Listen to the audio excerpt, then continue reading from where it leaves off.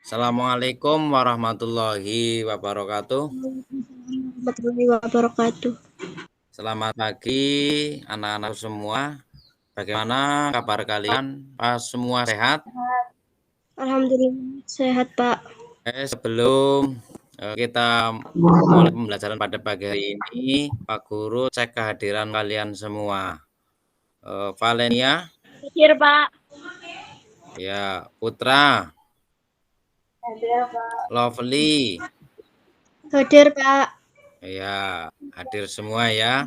Kemudian kita berdoa dulu sebelum kita mengawali pembelajaran pada pagi hari ini. Yuk kita bareng-bareng berdoa. Bismillahirrahmanirrahim. Rabbi zidni ilma warzuqni fahma birahmatika ya arhamar rahimin. Ada yang bermasalah dengan jaringan internet? Lovely, gimana jaringannya? Iya, Pak. Lovely? Jaringannya Ya, bagus ya di tempat kamu? Bagus, Pak. Ya, Tapi Pak. suara Pak Guru terdengar jelas ya. Oke, kita mulai saja untuk pembelajaran pada pagi hari ini. Masih ingat ya pembelajaran pada minggu kemarin tentang apa? Hadas kecil. Ya. Pak Guru tanya sebelum dilanjut, apa fungsi wudhu? Untuk menghilangkan hadas kecil. Untuk membersihkan hadas kecil atau untuk menghilangkan hadas kecil. Atau untuk mensucikan hadas kecil, betul. Ini terutama yang perempuan, Pak Guru tanya, Lovely sama Valenia. Di antara kalian apakah sudah ada yang mengalami datang bulan atau menstruasi? Udah, Pak. Sudah. Valenia juga sudah. Belum, Pak. Lovely yang sudah, coba jawab Lovely. Ketika kamu sudah selesai menstruasi, apakah cara bersucinya menurut kamu sudah sesuai dengan syariat Islam? Mandinya sih bukan mandi biasa ya, Pak? Iya. Berarti menurut kamu itu sudah sesuai dengan syariat Islam apa belum? Belum, Pak. Belum. Ya. Kalau belum, ini materi hari ini kita akan mempelajari tentang bersuci dari hadas besar. Ya. Apa manfaatnya?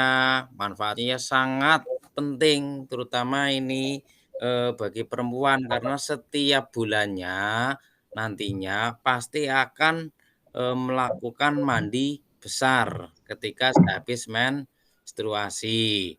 Ya, jadi kalian harus tahu bagaimana tata cara atau mandi wajib yang betul yang sesuai dengan syariat Islam. Pada pembelajaran hari ini kita akan membahas tentang tata cara bersuci dari hadas besar. Kemudian kompetensi dasar untuk aspek spiritualnya itu meyakini bahwa Islam adalah agama yang menganjurkan kebersihan. Kemudian untuk tujuan pembelajarannya diharapkan nanti kalian dapat satu menganalisis sebab-sebab hadas besar dengan benar. Kemudian cakupan materi pada pertemuan kali ini itu ada 3 pembahasan yang akan kita nanti bahas, yaitu yang pertama sebab-sebab terkena hadas besar. Kemudian metode pembelajarannya yaitu menggunakan pendekatan saintifik. Kemudian untuk teknik ada aspek spiritual dan aspek sosial. Kemudian aspek pengetahuan dan aspek keterampilan. Kita langsung saja ke pokok materi ya. Ini Pak Guru akan menayangkan film pendek yang berjudul Pertama Kali Head. Silahkan nanti kalian simak videonya, amati, cermati apa yang ada di dalam video nanti. Phil, ayo ngaji. Sang-sang awakmu ngelamun, enak apa? Aku mau jam 11-an bibis darah. Nek tak mau nek kamu piye ben diperiksa nih? Aja takut dulu nek nyapa-nyapa. Nak kuwi tanda-tandane wis gede. Jenenge kuwi head. Head piye apa to, Mbak? Aku kok gurung tau krungu. Head kuwi to cah mengeluarkan darah di umur 9 tahun ke atas. Biasane keluare selama 7 hari. Kira-kira dari tayangan video tadi ada gambaran apa tidak terkait dengan hadas besar? Tadi video menceritakan apa sih? Menstruasi Pertama kali Pertama kali head, ya. Kalian tidak usah merasa malu atau merasa tabu untuk membicarakan masalah head atau menstruasi. Ini adalah wajar bagi seorang perempuan. Ketika seorang perempuan sudah mengalami head, itu tandanya tadi disampaikan adalah sudah besar. Itu justru ketika seorang perempuan tidak mengalami head, itu justru malah bahaya, dipertanyakan. Berarti dia ada penyakit. Karena itu normal bagi seorang perempuan. Bagi laki-laki tidak akan mengalami head ya Putra. Ya. Ya. Laki-laki tidak akan mengalami head. Nanti jangan alasan, oh saya tidak sholat karena saya lagi head. Tidak ada alasan. Itu gambaran awal terkait dengan materi hari ini ya. Terkait dengan hadas besar. Salah satu penyebabnya adalah haid atau menstruasi. Kemudian untuk selanjutnya ada 4 kasus ya terkait dengan tata cara mandi wajib atau mandi besar. Silakan kalian pecahkan, buka buku paket halaman 35 sampai 38.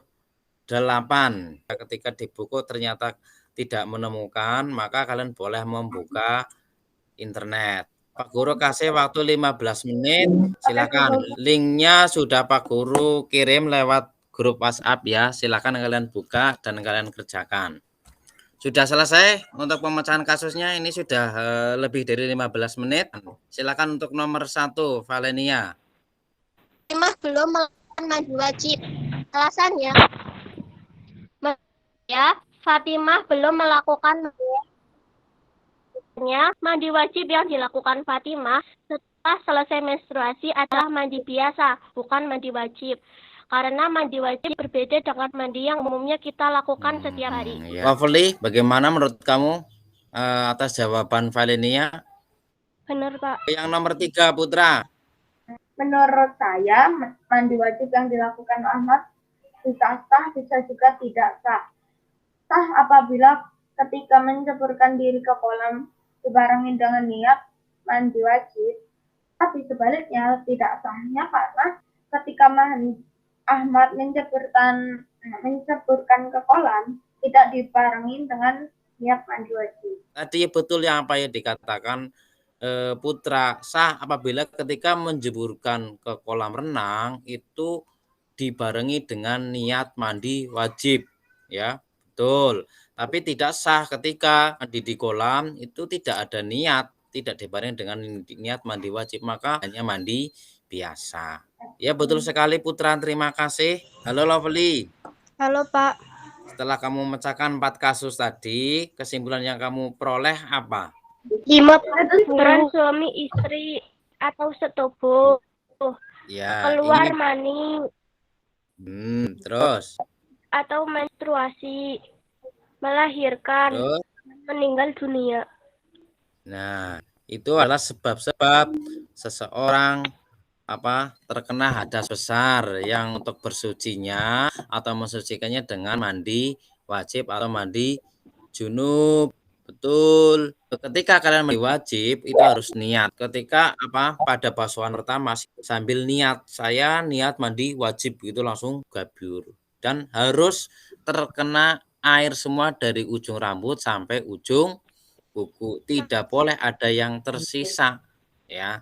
Tidak boleh ada yang tidak terkena air, karena ketika ada yang tidak terkena air maka mandi wajibnya tidak sah.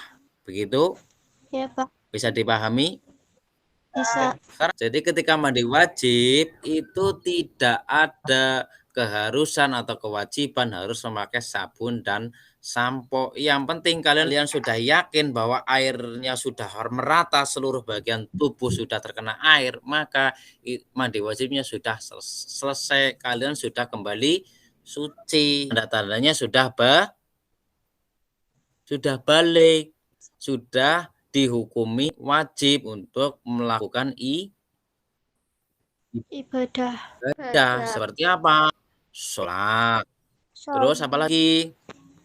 Puasa bulan Ramadan. Sekarang kalian mengerjakan penilaian dari aspek spiritual. Ada penilaian diri sendiri dan penilaian antar teman. Linknya sudah Pak Guru kirim lewat grup WA. Untuk penilaian aspek pengetahuan, bentuknya adalah uraian. Silakan kalian jawab. Linknya sudah Pak Guru kirim lewat grup WhatsApp juga. Ya, silakan kerjakan. Sudah? Ya, ini Pak Guru kasih video tentang tata cara mandi wajib bagi laki-laki dan perempuan. Silakan kalian amati. Nah, sahabat muslim, pada video kali ini kita akan membahas tentang tata cara mandi besar. Berikut ini adalah penyebab seseorang harus melakukan mandi besar. 1. Bersetubuh atau berhubungan seksual. 2. Keluar sperma. 3. Haid atau menstruasi. 4. Nifas. 5. Melahirkan. 6. Meninggal dunia bagi orang muslim yang meninggal selain karena mati syahid. Syekh Salim bin Sumair Al-Hadrami dalam kitabnya Safinatun Najah menyebutkan rukun mandi besar ada 2. 1. Niat. 2. Meratakan air ke seluruh tubuh. Syekh Muhammad Nawawi Al-Jawi dalam Kasyifatus Saja menjelaskan 1. Niat mandi besar harus dilakukan bersama dengan saat pertama kali menyiramkan air ke anggota badan. Intinya yang harus kalian pahami terkait dengan tata cara mandi besar, itu pertama niat. Niatnya kapan? Niatnya itu ketika kalian bareng dengan basuhan pertama. Jadi contohnya ketika kalian pakai gayung, ya. Gayung, kalian menyiramkan air ke bagian tubuh mana terserah, itu langsung ketika nyiram, kalian sambil niat. Dalam hati itu niat, saya niat atau mandi wajib atau mandi besar. Itu niat yang masuk rukun. Jadi kalau niat yang di awal sebelum melakukan aktivitas mandi itu adalah masuk niat yang sunnah. Ketika bak mandi kalian di rumah itu kurang dari 2 kulah atau ukurannya kurang dari 60 cm persegi, maka cara mandinya untuk kehati-hatian kalian pakai gayung, ngambilnya pelan-pelan ya. Ngambilnya pelan-pelan, kemudian ketika menyiramkan ke tubuh itu juga pelan-pelan, menjauh dari bak. Yang kira-kira kita yakin air yang habis untuk mandi ini tidak ada yang kembali ke bak atau menciprat ke bak. Begitu ya. Karena ketika itu air itu kurang dari 2 kulah, kok ada air yang habis untuk bersuci, kok ada yang kembali ke bak, otomatis air yang ada di dalam bak itu menjadi air yang mustakmal, air yang tidak bisa digunakan untuk bersuci. Tugas untuk kalian di rumah, tugasnya itu kalian menceritakan pengalaman mandi wajib setelah kalian selesai menstruasi bagi perempuan dan mimpi basah bagi laki-laki. Tugasnya Pak Guru tunggu sampai pertemuan berikutnya. Ya, terima kasih karena respon kalian sudah bagus.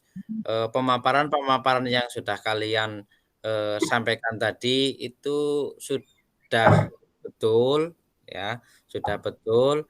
Dan terima kasih kepada tadi Putra yang jawabannya itu sangat lengkap. Karena ini waktunya sudah habis, kita akhiri saja pembelajaran pada siang hari ini.